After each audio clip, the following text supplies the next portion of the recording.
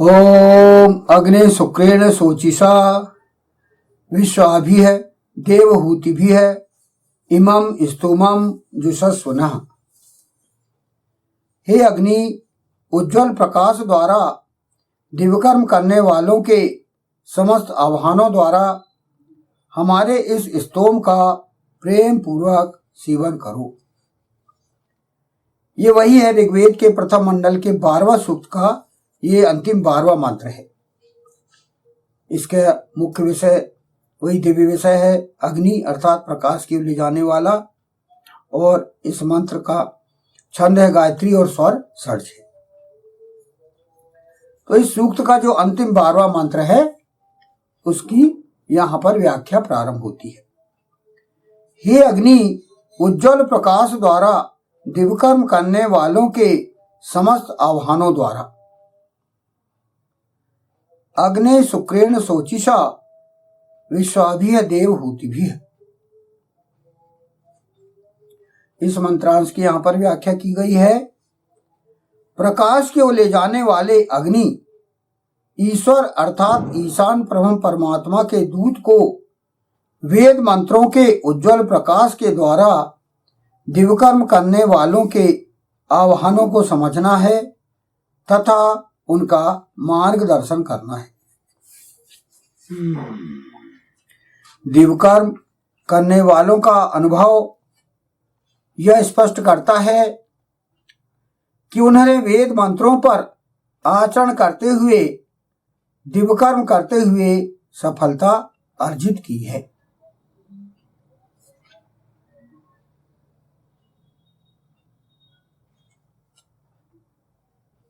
अतः उनके अनुगमन में कहीं कोई रिस्क नहीं है। अतः दिव्यकर्म करने वालों के समस्त आह्वानों पर उनका साथ देना बुद्धि संगत और लाभदायक कार्य है।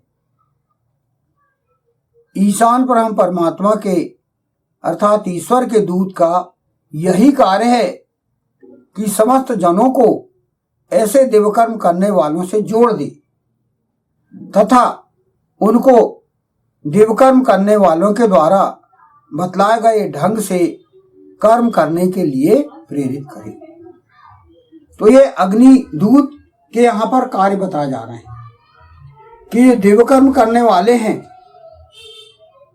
उनसे उनको जोड़ दे, तो इससे उनको प्रेरणा मिलेगा और वो भी अपनी इंद्रियों को वश में करेंगे और वे भी सुकृत होंगे।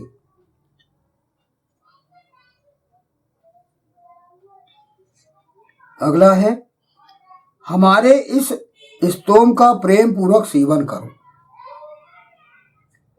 इमं स्तोमं जुषस्वनः। इसकी व्याख्या यहां पर की गई है इस मंत्रांश की। ईश्वर अर्थात ईशान ब्रह्म परमात्मा के इस स्तोम का प्रेम पूर्वक सेवन करो, यह कहा गया है। प्रश्न उठता है कि किस स्तोम का प्रेम पूर्वक सेवन किया जाए। पिछले मंत्र को देखते हुए यही स्पष्ट होता है कि ईश्वर से यह स्तोम किया जाए कि हे ईश्वर, तू भली भांति नवीन वेद मंत्र से धन को, वीर संपन्न अन्न को और वीर संपन्न इच्छा शक्ति को भर दे। तो ये जो मंत्र है, ये जो मंत्रांश है, ये पिछले मंत्र से जुड़ा हुआ है, पिछले मंत्र से रिलेटेड है। यहां कहा गया हमारे इस स्तोम का प्रेम पूर्वक सेवन करो। तो ये 11वें मंत्र में बताया गया कि भाई स्तोम क्या किया गया है। यहां पर स्तोम करने के लिए कहा गया है 11वें मंत्र में। यहां कहा गया है कि वह तुम हमारे लिए हे स्तवन करने वाले भली भांति भर दो नवीन वेद मंत्र से धन को, वीर संपन्न अन्न को, वीर संपन्न इच्छा शक्ति को। ये 11वें मंत्र का जो स्तोम है ये कहा गया है। 12वें मंत्र में इसकी व्याख्या की गई है, स्पष्ट किया गया है कि इसे आप प्रेम पूर्वक सेवन करो। इस स्तोम को सेवन करो, मतलब स्तोम को आप स्तोम भी करो और धन प्राप्त करने के लिए स्तवन करो और अन्न प्राप्त करने के लिए आप इच्छा शक्ति का प्रयोग करते हुए सकारात्मक ढंग से आप कृषि कार्य करो और अपना रोजगार करो। तो 11वें मंत्र से ये 12वां मंत्र जुड़ा हुआ है। वैसे तो सूक्त 12वें सूक्त के यानी प्रत्येक सूक्त जितने भी उसमें मंत्र होते हैं वो एक दूसरे से जुड़े रहते हैं। जिस प्रकार कड़ी रहती है, संकल रहती है जिस प्रकार, उसी प्रकार सूक्त के प्रथम से लेकर जितने भी उसमें मंत्र रहते हैं वो जुड़े हुए रहते हैं। उनको आगे पीछे करते हुए समझते हुए चढ़ना पड़ता है। इसलिए सूक्त को हम ध्यान दें तो वेद मंत्र के जितने भी मंत्र हैं वो पढ़ते हुए चले तो वो हमको वो सूक्त की मुख्य आत्मा समझ में आएगी। तो यहाँ पर वही बताया गया है 11वां मंत्र में जो स्तोम किया गया है वही आपको करना है 12वें मंत्र के अंतर्गत। उपरोक्त स्तोम अर्थात जो आप प्रार्थना करते हैं ईश्वर से उसको स्तोम कहते हैं। उपरोक्त स्तोम ईशान परम परमात्मा से किया जाए यही मात्र पर्याप्त नहीं है, अभी तो ईशान के इस स्तोम का प्रेम पूर्वक सेवन किया जाना भी आवश्यक है। प्रेम पूर्वक सेवन करना मतलब आपको कार्य रूप में परिणित करना, आपको पूरी तरह से एक्टिविटीज में लाना, ये सेवन करके कहा गया है। ईशान के इस स्तोम का प्रेम पूर्वक सेवन किया जाना भी आवश्यक है। धन संपत्ति, वीर संपन्न अन्न और इच्छा शक्ति को प्रेम पूर्वक सेवन से ही स्थायी बनाए रखा जा सकता है, क्योंकि धन संपत्ति, वीरता, अन्नों की संपन्नता, इच्छा शक्ति की पूर्ति व्यक्ति का मस्तिष्क खराब कर देती है तथा उसका व्यवहार अहंकारग्रस्त तथा अन्य लोगों के प्रति कठोर हो जाता है। इस मंत्र में यही बात कही गई है कि इनका प्रेम पूर्वक सेवन किया जाए। प्रेम ही लोगों को मानव बनाए रखता है। ईर्ष्या, द्वेष, जलन मनुष्यता से गिरे व्यवहार की ओर प्रेरित करते हैं। वेद में सर्वत्र व्यक्ति को प्रेम पूर्ण मधुर व्यवहार करने की शिक्षा दी गई है। हमारे मान्य महापुरुषों का व्यवहार इस विषय में आदर्श है। भगवान विष्णु, भगवान शंकर, भगवान राम और भगवान कृष्ण का संपूर्ण इतिहास उनके प्रेम पूर्ण व्यवहारों से भरा हुआ है। इसी कारण वे इतने अधिक सफल हुए और आज भी लोग उनको पूज्य मानते हैं तथा उनके प्रेम पूर्ण व्यवहार का ज्वलंत उदाहरण है। यही स्पष्ट करना इस वेद मंत्र का उद्देश्य है। तो यहाँ पर यह बताया गया है कि आप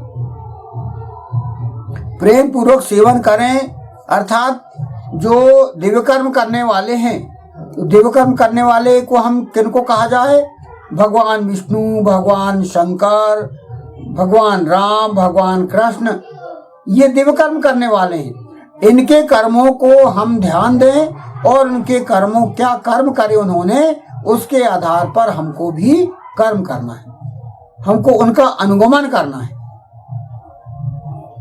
जो भी जीवन उन्होंने जिए वो वेद मंत्रानुसार जिए उन्होंने, और जो उन्होंने जिए, इसलिए हम दिव्य इतिहास के अंतर्गत ये जो अपने देव पुरुष है, महापुरुष है, भगवान विष्णु, भगवान शंकर, भगवान राम, भगवान कृष्ण, इनका हम इतिहास पढ़ते हैं, इनका हम आचरण पढ़ते हैं कि उन्होंने कौन कौन से कार्य किए, और वही अनुगमन हमको भी करना है। तो ये वही बताया गया है, इसके आधार पर हमको चलना है। तो ये जो 12वें सूक्त के पूरे 12वें मंत्र यहाँ पर लिए गए हैं, जिनका मुख्य विषय था अग्नि, जिसमें अग्नि अर्थात प्रकाश की ओर ले जाने वाला, स्वयं प्रकाशित होना, प्रकाश की ओर ले जाना, अग्निदूत, दिव्यकर्म करने वाले, ये सब इनकी यहाँ पर महत्ता बताई गई है। कौन कौन से कार्य थे इनके, क्या क्या कार्य हैं, उनको क्या अनुगमन करना है, उनकी क्या कर्तव्य है, क्या अधिकार हैं, ये इस 12वें सूक्त में बताया गया है।